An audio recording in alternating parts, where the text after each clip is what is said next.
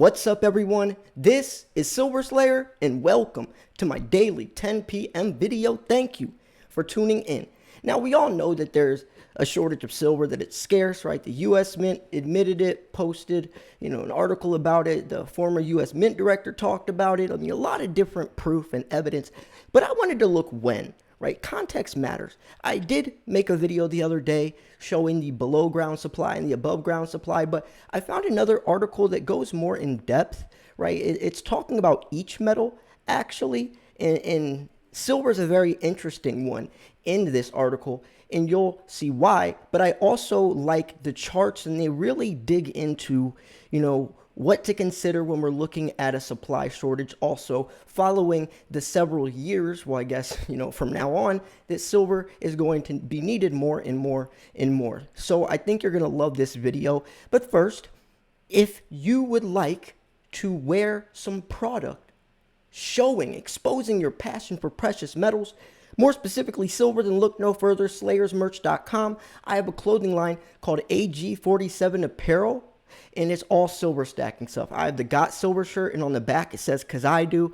We have the Dollar Crash logo with the dollar sign, skull, and crossbones. We have the Greedy hoodie, which is most people's favorite. It has a dollar with an arrow going down on the back. It has a barcode saying priceless. We have this one, the dollar is worthless, so buy silver. A lot of different stuff. We have the new drop, which is the slightly skeptical hoodie. I mean, I love this thing. It looks so good. Different colorways as well. Slayersmerch.com. I'm also doing a giveaway. If you want a chance to win some free silver, click subscribe.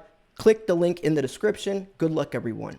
Now, the link to this article from visualcapitalist.com will be in the description as well. So, born in 2010, how much is left for me? So, this is interesting.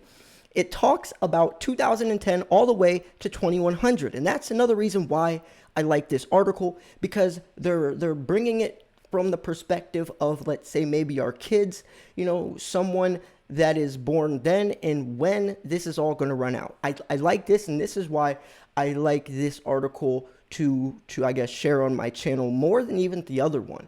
So let's start. Now, this shows each year, right, by 10 years, decades, and they're looking at oil, gas, uranium, lead, indium, zinc, silver, all this stuff. So they're saying silver is by 2030 going to be out. That means we're going to be running out of silver by 2030, and that's similar to what the other article talked about. But how scary would that be, that in 10 years, there won't be any silver left, while the demand in 10 years is when we're going to need silver the most? That is a very scary thought. And you know why it's extremely scary? Because the last time there was an extreme silver shortage was when silver was $50, when the Hunt brothers owned 77% of the entire world's silver. And I'm talking physical, because they tried to turn all their contracts of the COMEX into physical delivery. So the Hunt brothers literally owned 77% of the world's supply. The U.S. government had to step in dramatically in extreme measures, and they banned the act of buying silver. You could only sell it. You couldn't sell it to other individuals like you and I. You had to sell it to the banks, and they used that to start, to be able to fuel the industrial sector.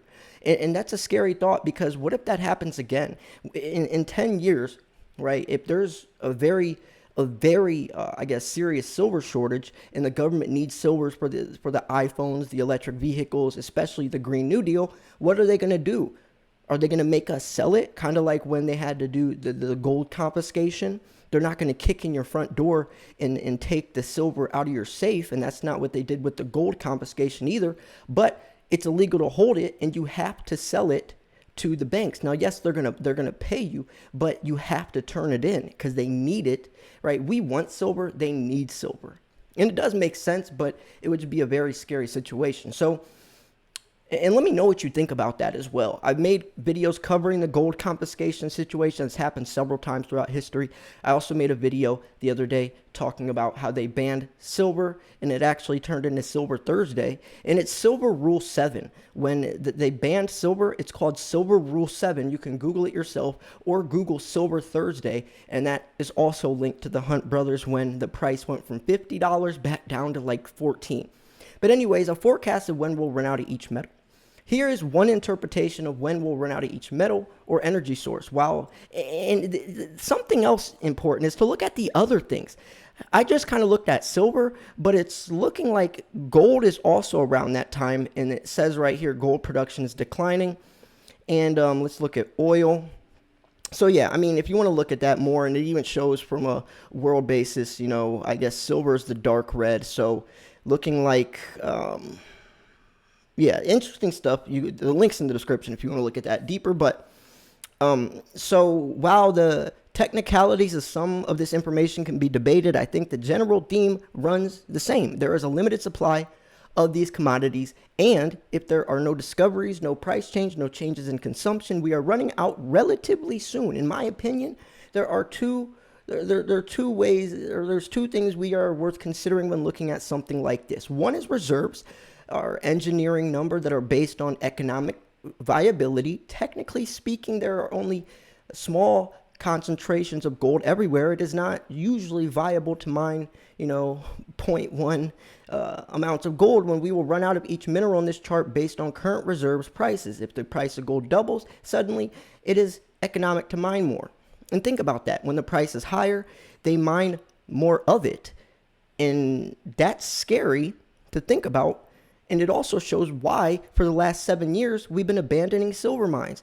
Over the last decade, average price of silver has been $15. So of course they're not looking for silver. They have to pay the bills. They got to pay the construction workers. They're not going to look for something that's $15 an ounce when they could look for something that's $1,500, right? From an ounce to ounce perspective, why would you look for something that's $15 when you could look for something for the same exact weight that's $1,500?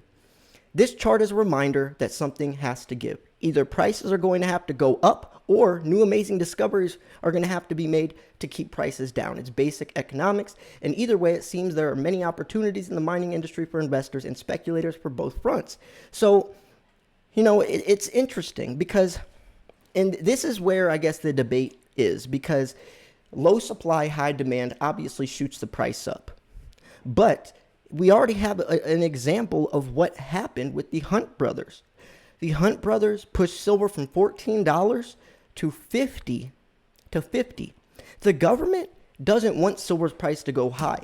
I actually covered an article 2 days ago where he was talking about the government uses trillions of dollars, or I think he said billion, or has throughout history thrown trillions of dollars trying to, I guess, keep silver prices low, and they've thrown trillions of dollars trying to push stocks. Oh, it's the video that I covered when I was talking about how silver is the #1 performing asset of 2020. The guy says it's funny because the government throws out all this money trying to suppress silver prices. They throw all this money trying to boost stocks and everything else on that forefront, but silver still comes out on top. And he even showed a chart from the last, I think it was 50, 60 years, how silver always comes out on top, even though they're trying to suppress it. You can't suppress something with intrinsic value, especially when you're comparing it to dollar terms, right? So what do you think? If we do run out of silver by 2030, what do you think would happen, not only to the price? Yes, I would love to hear your forecast for the price of silver in 2030. Man, talk about possibility, right? Every time we do a forecast, we're talking about a year from now. We're talking about maybe 5 years max, right? I hear a lot of different forecasts. Bank of America saying 30, 40, even $50 silver by the end of 2021, which is extremely bullish. $30 isn't bullish. I could definitely see silver hitting $30, maybe even $32, $33 by the end of 2021. 2022, it's going to be a very interesting year. That's when a lot of this stuff that makes silver so valuable, that gives silver so much opportunity apart from gold, is going to start kicking into gear, right? Silver benefits where gold doesn't. Silver is used for all these technological, advances in the digital era. Gold isn't. So silver is going to take on a life of its own apart from gold. But, what's going to happen and how long is that going to take? Especially what's going to happen to the price of gold. The gold to silver ratio has already dropped down dramatically, meaning that silver's been outperforming gold since last year. But how much more could it go? Would it ever go to the ratio it comes out of the ground, which is 8-1? I mean, if we're looking at fundamentals, it comes out of the ground 8-1. And that's why the gold to silver ratio for thousands of years has been 8-1. It wasn't until 1930 when FDR got in office, changed the gold to silver ratio from 16-1 to 75-1, single-handedly devaluing silver. So if they cannot manipulate the price for too much longer, when supply and demand does overtake that or is more powerful, which Ted Butler said in an article the other day exposing the corrupt system with the price manipulation of silver. He was saying this can't happen for too much longer, especially with scarcity, and that's what happened in 1980 with the Hunt brothers, which is also why the government had to step in and do something. But when all the silver's gone, producers turn into the consumers turn into the producers, the people like you and I that hold the silver, that want the silver, will be selling it to the people that need the silver. But we are the ones in control because we have what they want, so we can set the price. Silver could go to $1,000 an ounce and they are still going to pay the price because what are they going to do? Just not make electric vehicles? Just not make iPhones anymore? Silver is used in everything. It's the most important metal, the most important thing in the world. So no matter what price silver goes to, they're still going to have to buy it. And if you think people like Elon Musk isn't heavily investing into silver right now, you're silly. He's a genius. He runs SpaceX and Tesla, which heavily require a lot of silver. So do you think he's going to wait for the price of silver to hit $100 before he has to keep paying? His cost of production would go through the roof. Right? People are investing. People know about silver's potential, but they're not talking about it. Imagine if Elon Musk did mention silver. He tweeted 4 letters and shot that coin through the roof. He tweeted DOGE, standing for Dogecoin, and Dogecoin jumped thousands of percent. Imagine if he did that with silver. So no, he's not going to talk about silver. No, the government doesn't want you to talk about silver or buy silver. It's also why they deemed the Hunt brothers as evil and corrupt and these criminals, is because back then that situation was very popular. People are hearing about it that don't even invest or don't even know about that stuff. But imagine coming from an average American, a normal American, saying, what's up with this Hunt brothers situation? Why are they buying so much silver? What's up with silver, right? And then that someone else tells them, or they hear on the news, well, they're doing this because the dollar's collapsing and they're trying to preserve their money. They're hedging against inflation. Do you think the government wants the people to think that or know that? No. So what they're going to do is portray this false image of the Hunt brothers, making them look like criminals that are trying to do this illegal thing of cornering the market and trying to, short the market. That's not, and that means all of us are doing the same thing. But no, we're just hedging against inflation because we know the reality of the dollar. But the government had to portray the Hunt brothers like that, or what would have happened? They owned 77% of the world's supply of silver. You know how much power they had for that? And the only way the government could do anything about it was to ban silver, which as soon as they banned the act of buying silver, and yes, that's literal, that's not a twist of words, they literally banned silver. You couldn't buy it on the COMEX, you could not buy silver, you could only sell it, and you had to sell it to banks. And that's something that could happen again. I don't know if it would. I don't know what it would look like, but it's definitely a possibility. Looking at this 10-year chart, if silver is completely out and the demand cannot meet the supply, even from the industrial side, where they're having to limit the number of iPhones, where there's not enough silver to make all these Teslas, do you think they're going to let that happen? You know how much money they'd be missing out on? They're going to have to take extreme measures. And yes, if the price of silver goes up, that would cost more for them. That would cost more for big business.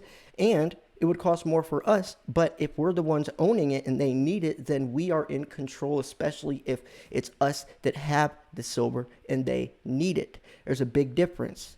But anyways, regardless, everyone's going to want a slice of the silver pie. Individual investors like you and I, and from big business, the technological side, right? The industrial side. So imagine if silver's gone in 10 years and everybody, people and business need it, or trying to get a slice of that silver pie. And as silver becomes more popular, more people start investing because they hear about it, YouTube videos, news, friends, family. Everyone's going to start getting into silver, or trying to, especially when it breaks above $50. And it's just going to be haywire. It's going to be madness. And who knows what the price can go to, right? There's a reason why my name is Silver Slayer, not Gold Slayer. There's a reason for that. There's a reason there's such a big silver stacking community on YouTube and not gold.